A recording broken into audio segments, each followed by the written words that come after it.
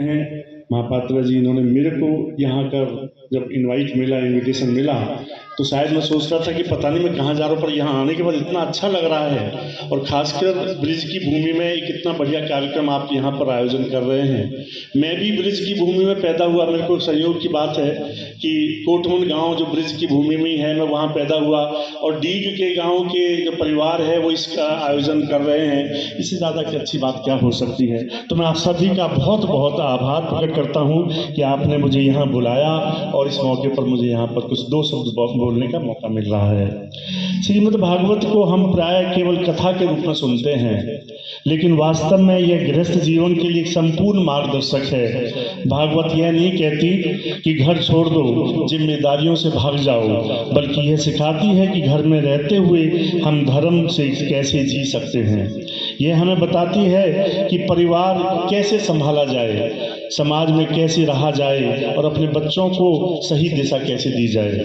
भागवत स्पष्ट रूप से संदेश देती है कि जीवन केवल भोग, संग्रह और स्वार्थ के लिए नहीं है, बल्कि सेवा, कर्तव्य, संयम और लोक कल्याण के लिए ही है। जब मनुष्य भगवान को केवल मंदिर में खोजता है और मनुष्य के भीतर नहीं खोजता, तब उसका धर्म अधूरा रह जाता है।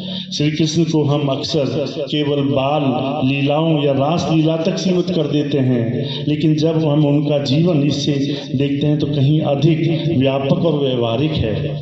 वह एक आज्ञाकारी पुत्र थे, सच्चे मित्र थे, समाज की जिम्मेदारी उठाने वाले नेतृत्वकर्ता थे और आवश्यकता पड़ने पर धर्म की रक्षा के लिए मार्गदर्शक भी थे। उनका पूरा जीवन हमें यह सिखाता है कि परिस्थितियां कैसी भी हों, सत्य और धर्म का मार्ग नहीं छोड़ना चाहिए।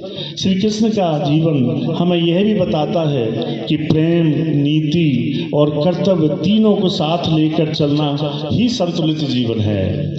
महाभारत का युद्ध केवल अस्त्र शस्त्र का युद्ध नहीं था, वह धर्म और अधर्म के बीच, कर्तव्य और पलायन के बीच, सत्य और मोह के बीच का युद्ध था।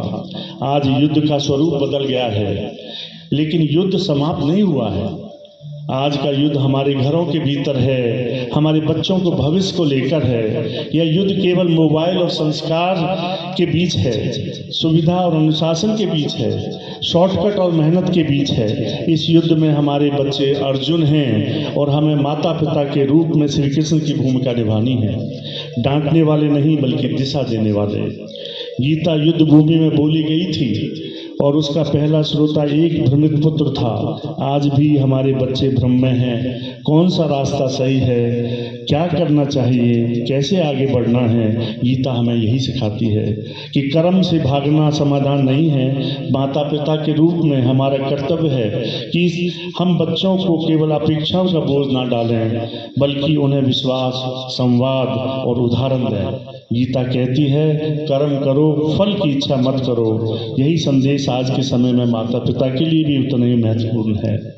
मुझे खुशी है, अंत में मैं यही कहना चाहूँगा कि श्रीमद् भागवत गीता को सुनने के तक सीमित ना रखें, बल्कि उन्हें अपने जीवन में उतारें। यदि हमारे विचार गीता में आ जाएं और हमारे व्यवहार में भागवत आ जाए, तो बच्चे मजबूत बनेंगे, परिवार सुरक्षित रहेगा, समाज सुधरेगा और राष्ट्र अपने आप सशक्त होगा। आयोजक परिवार को मैं हृदय से आभार व्यक्त करता हूं और उनको अभिनंदन, बधाई देता हूं कि इतना अच्छे कार्यक्रम का, खासकर हमारे जो बीच में जो श्रद्धेय श्री संजीव कृष्ण ठाकुर जी के द्वारा जो यहाँ भागवत का जो कथा का वाचन होगा, उनके लिए उन सभी को बधाई देता हूँ। अंत में आपका पुनः धन्यवाद, नमस्कार।